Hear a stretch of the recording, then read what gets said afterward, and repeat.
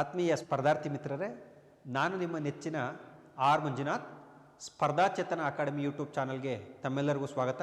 ಸ್ನೇಹಿತರೆ, ನಾನು ಈ ಚಾನಲ್ ಮುಖಾಂತರ ಹಳೆಯ ಪೊಲೀಸ್ ಕಾನ್ಸ್ಟೇಬಲ್ ಪರೀಕ್ಷೆಯಲ್ಲಿ ಕೇಳಲಾದಂತಹ ಹಳೆಯ ಪ್ರಶ್ನೆ ಪತ್ರಿಕೆಗಳ ಬಗ್ಗೆ ವಿವರಣೆ ಕೊಡ್ತಾ ಹೋಗ್ತೀನಿ. ಸೊ ಇವತ್ತು ನಾನು ಮಾತನಾಡ್ತಾ ಇರ್ತಕ್ಕಂಥ ಮೊದಲನೇ ಪ್ರಶ್ನೆ ಬಗ್ಗೆ ಈಗ ವಿವರಣೆಯನ್ನು ನೀಡ್ತೀನಿ.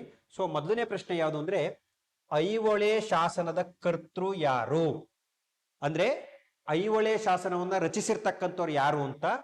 ಸೊ ಇದು PCHK 2019 ಕೇಳಿದಂತಹ ಪ್ರಶ್ನೆ. ಪೊಲೀಸ್ ಕಾನ್ಸ್ಟೇಬಲ್ ಹೈದರಾಬಾದ್ ಕರ್ನಾಟಕ 2019 ಕೇಳಿದಂತಹ ಪ್ರಶ್ನೆ.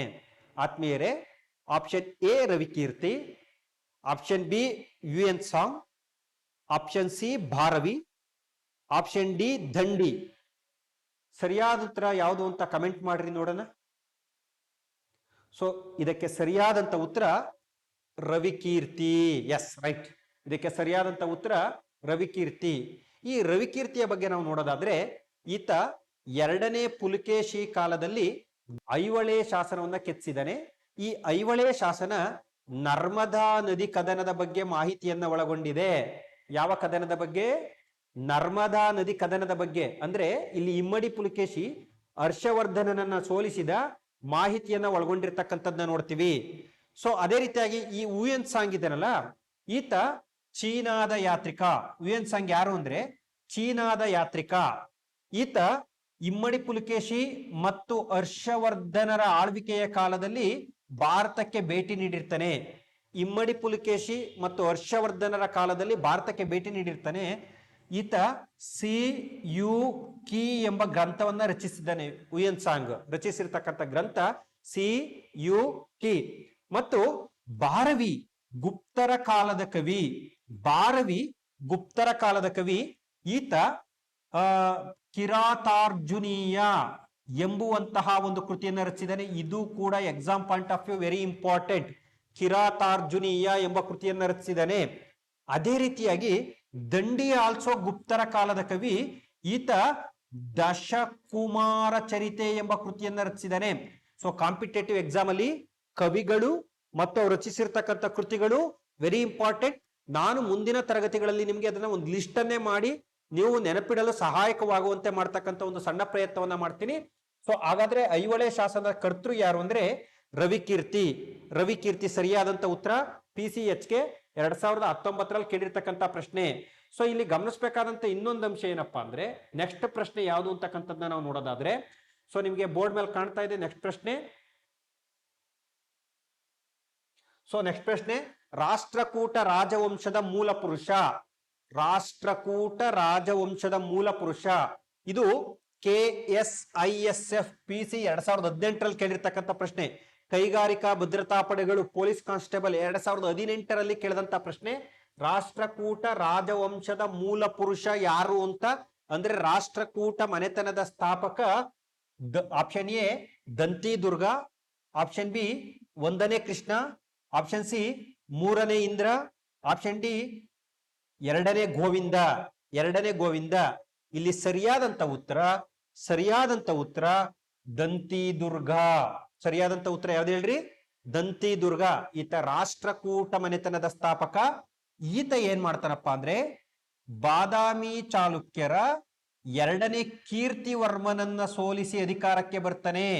ಬಾದಾಮಿ ಚಾಲುಕ್ಯರ ಕೊನೆಯ ದೊರೆ 2ನೇ ಕೀರ್ತಿವರ್ಮನನ್ನ ಸೋಲಿಸಿ ಅಧಿಕಾರಕ್ಕೆ ಬರ್ತಾನೆ. ಹಾಗಾದ್ರೆ ಪ್ರಶ್ನೆ ಈಗೂ ಬರಬಹುದು.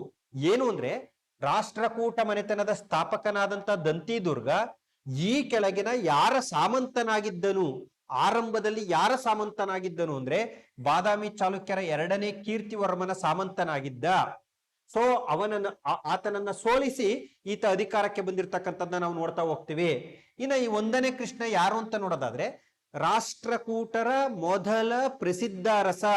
ನಿಮ್ಗೆಲ್ಲ ಗೊತ್ತಿರ್ಬೋದು, ಮಹಾರಾಷ್ಟ್ರದಲ್ಲಿರ್ತಕ್ಕಂಥ ಜಗತ್ತಿನ ಏಕೈಕ ಅತಿ ದೊಡ್ಡ ಶಿಲಾಬಂಡೆಯಲ್ಲಿ ಕೊರೆದು ಕೈಲಾಸನಾಥ ದೇವಾಲಯವನ್ನ ನಿರ್ಮಿಸಿರ್ತಕ್ಕಂಥವನು ಈತ. ಕೈಲಾಸನಾಥ ದೇವಾಲಯವನ್ನ ನಿರ್ಮಿಸಿದಾನೆ. ಎಲ್ಲಿ? ಎಲ್ಲೋರಾದಲ್ಲಿ. ಜಗತ್ತಿನ ಅತಿ ದೊಡ್ಡ ಏಕಶಿಲಾ ದೇವಾಲಯವಾಗಿರ್ತಕ್ಕಂಥದ್ದನ್ನ ನೋಡ್ತೀವಿ. ಇಲ್ಲಿ ಬಹಳ ಮುಖ್ಯವಾಗಿರ್ತಕ್ಕಂಥದ್ದು 3ನೇ ಇಂದ್ರ. ಈತ ಉತ್ತರ ಭಾರತದ ಮೇಲೆ ದಾಳಿ ಮಾಡಿ, ಉತ್ತರ ಭಾರತದ ಕನೋಜಿನ ಮೇಲೆ ದಾಳಿ ಮಾಡಿ ಮೂರನೇ ಮಹಿಮಾಪಾಲನನ್ನ ಸೋಲಿಸ್ತಾನೆ. ಮೂರನೇ ಮಹಿಮಾಪಾಲನನ್ನ ಸೋಲಿಸ್ತಾನೆ.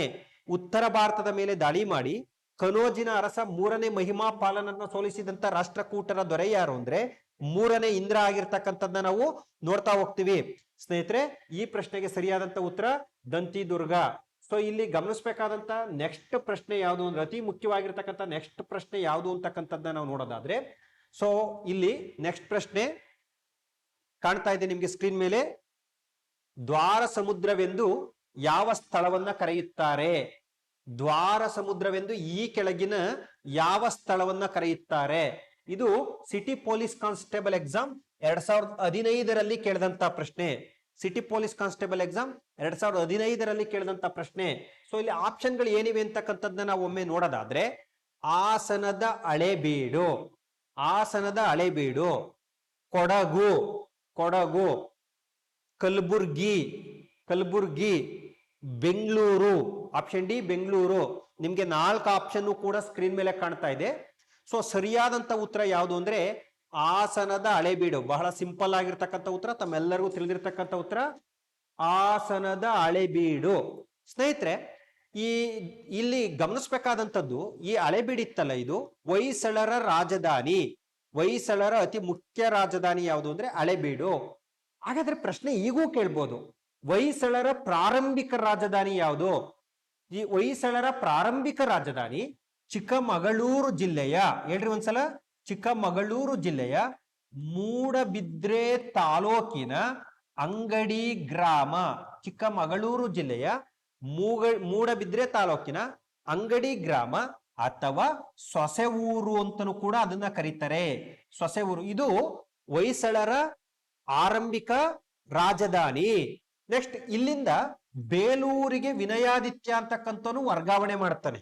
ವಿನಯಾದಿತ್ಯ ಅಂತಕ್ಕಂಥವನು ಬೇಲೂರಿಗೆ ರಾಜಧಾನಿಯನ್ನ, ಈಗ 1ನೇ ರಾಜಧಾನಿ ಸೊಸೆಊರು, 2ನೇ ರಾಜಧಾನಿ ಬೇಲೂರು, ಈ ದ್ವಾರ ಸಮುದ್ರಕ್ಕೆ ಅಥವಾ ಹಳೇಬೀಡಿಗೆ ರಾಜಧಾನಿಯನ್ನ ವರ್ಗಾವಣೆ ಮಾಡಿದ್ಯಾರು ಅಂದ್ರೆ ಹೊಯ್ಸಳರ ಪ್ರಸಿದ್ಧ ದೊರೆ ವಿಷ್ಣುವರ್ಧನ. ಹೊಯ್ಸಳರ ಪ್ರಸಿದ್ಧ ದೊರೆ ವಿಷ್ಣುವರ್ಧನ. ಈ ರೀತಿ ನಿಮ್ಗೆ ರಾಜಧಾನಿ ಬಗ್ಗೆ ಪ್ರಶ್ನೆ ಬಂದಾಗ ಅದಕ್ಕೆ ಸಂಬಂಧಪಟ್ಟಂತ ಎಲ್ಲ ವಿಚಾರಗಳನ್ನ ನೀವು ನೋಡ್ಕೊಳ್ಬೇಕಾಗತ್ತೆ. ಸೊ ಸ್ನೇಹಿತರೆ, ಇಲ್ಲಿ ಬಹಳ ಮುಖ್ಯವಾಗಿರ್ತಕ್ಕಂಥ ಮುಂದಿನ ಪ್ರಶ್ನೆ ಯಾವುದು ಅಂತಕ್ಕಂಥದ್ದನ್ನ ನಾವು ನೋಡೋದಾದ್ರೆ, ಸೊ ವಿಜಯನಗರ ಸಾಮ್ರಾಜ್ಯ ಸ್ಥಾಪನೆಗೆ, ಸೊ ಇಲ್ಲಿ ನೋಡಿ ಮುಂದಿನ ಪ್ರಶ್ನೆ ಯಾವುದು ಅಂತ ನಾವು ನೋಡೋದಾದ್ರೆ, ವಿಜಯನಗರ ಸಾಮ್ರಾಜ್ಯ ಸ್ಥಾಪನೆಗೆ ಸಂಬಂಧಿಸಿದ ಆಧ್ಯಾತ್ಮಿಕ ನಾಯಕರು ಯಾರು? ವಿಜಯನಗರ ಸಾಮ್ರಾಜ್ಯ ಸ್ಥಾಪನೆಗೆ ಸಂಬಂಧಿಸಿದ ಆಧ್ಯಾತ್ಮಿಕ ನಾಯಕರು ಯಾರು ಅಂತ ಅಂದ್ರೆ ವಿಜಯನಗರ ಸಾಮ್ರಾಜ್ಯ ಸ್ಥಾಪನೆಗೆ ಕಾರಣವಾದಂತ ಗುರುಗಳು ಯಾರು ಅಂತ CAR-DAR ಪೊಲೀಸ್ ಕಾನ್ಸ್ಟೇಬಲ್ ಎಕ್ಸಾಮ್ 2004ರಲ್ಲಿ ಕೇಳಿದ್ದಾರೆ. CAR-DAR ಪೊಲೀಸ್ ಸಿಟಿ ರಿಸರ್ವ್ ಮತ್ತೆ rural reserve police constable exam 2004ರಲ್ಲಿ ಕೇಳಿರ್ತಕ್ಕಂಥ ಪ್ರಶ್ನೆ. ಸೊ ಆಪ್ಷನ್ ಏನಿದೆ?